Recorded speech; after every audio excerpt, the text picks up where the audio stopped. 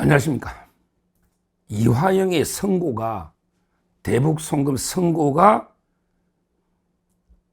대선 이틀 뒤에, 이틀 뒤로게 잡혔습니다. 대선 직후 6월 5일 날 이화영의 대북 송금 800만 불 선고결이 잡혔다.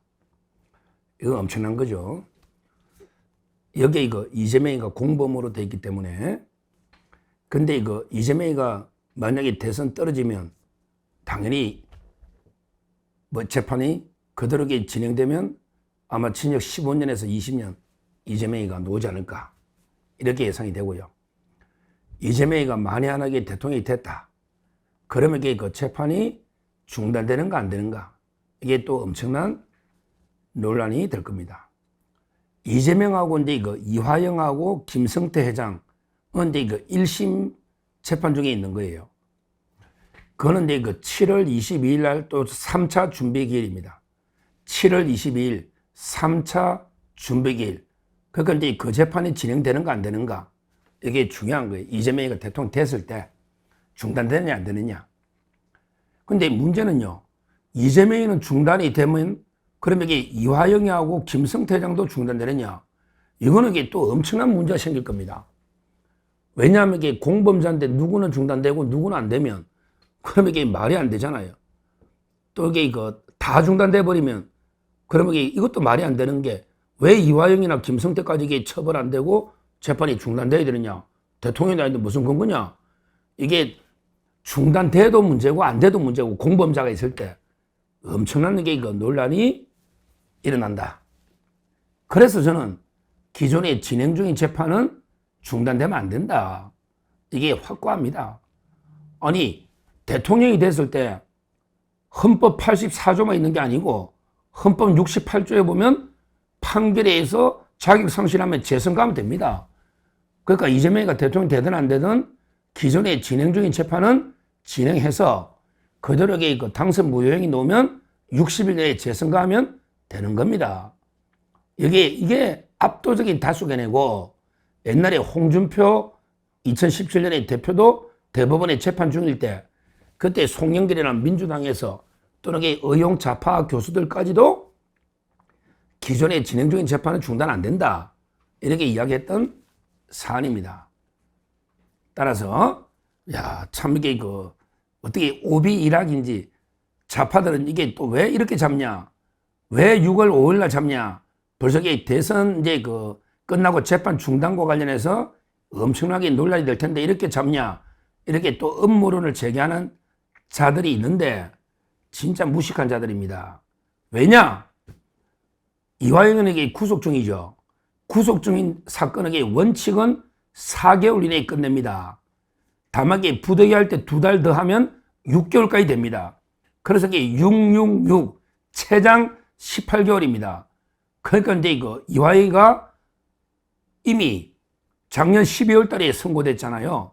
그리고 대법원에 상고하고 기록 넘어왔으니 이번에 6월 5일 날 선고하는 거는 너무나 당연하다. 이거는 5개월 만에 선고하는 걸로 통상적인 경우입니다. 이걸 가지고 좌파들이 자꾸 음모론을 퍼뜨리는데 이거는 말도 안 된다, 이렇게 보고요. 그 다음에 선고는 누가 한다? 바로 대법원 2부에서 합니다. 2부. 거기에 주심이 박영재 대법관. 박영재는 누굽니까? 이번에 이재명의 공직선거법 파기환송 10대2, 여기에 주심 대법관이 박영재 대법관입니다. 근데 박영재 대법관이 주심으로 대법원 2부에서 선고를 합니다. 제가 보기에 거의 100% 상고 기각으로 끝난다, 이렇게 저는 봅니다. 왜? 이게 굳이 주심 대법관이 박영재 이걸 떠나서 여기에 2부에 보면 4명씩 있잖아요. 권영준은 서울대 교수로 저하고 동결해 친 권영준, 당연히 보수. 그 다음에 엄상필은 가장 보수 아닙니까? 엄상필. 윤 대통령, 조이대 엄상필. 그 다음에 박영재 주심. 유일하게 한 명 오경미가 있는데, 오경미가 좌파 중에 좌파죠. 이번에 10대 2 중에 오경미하고 이제 그 이흥구 아닙니까?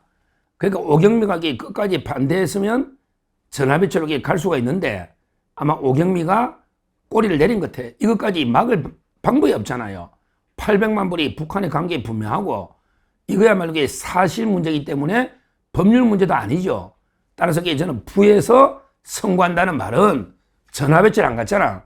이러면 100% 상고 기각이다. 이렇게 저는 확신을 합니다. 그러면 이완희가 7년 8개월형을 받는 거예요. 이게 쌍방울에 받은 자기 돈, 그래서 북한에 800만 불 보낸 게 외국환 관리법 위반이거든요. 근데 문제는 그 용도가 이재명의 방북비 300만 불, 경기도 스마트팜 500만 불. 이게 이미 확정이 됐단 말이야.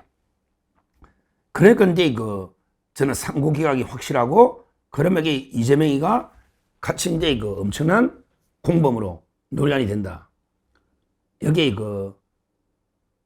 쟁점은 그러면 이재명이가 알았냐 몰랐냐 이거 하나만 남잖아요. 근데 실제 통화도 많이 했죠. 중국에서부터 뭐 필리핀 여러 군데 통화도 많이 했잖아요. 따라서 이제 뭐 제가 보기에 증거가 너무 많아. 그리고 이제 인터넷 출장 갈 때 올 때 다 이게 인터넷 보고하잖아요. 그게 이재명의 클릭인 게 너무 많아. 그 외에도 이제 신명서 평화협력국장이 있거든요. 거기에서도 이게 결제 보고한 게 너무 많아. 북한에 전화한 것도. 이재명이가 알았다는 게 증거가 뭐 최하 17번, 뭐 20번 엄청납니다. 엄청나요. 그렇다면 이번에 이완희가 유죄로 대법원이 최종 확정되면 이재명도 빠져나가기는 어렵다. 법리를 떠나서 상식적으로 우리 국민이 부지사가 이런 엄청난 일을 했는데 도지사한테 아무 말도 안 하고 지가 다 한다? 북한에 800만 불을 이재명한테 말도 안 하고 이거는 상식에 반하는 거예요. 항상 법 이전의 상식과 경험칙 이게 더 국민들은 그렇게 판단하는 거죠. 그러면 이재명이는 어떻든 저떻든 끝난다 봐요.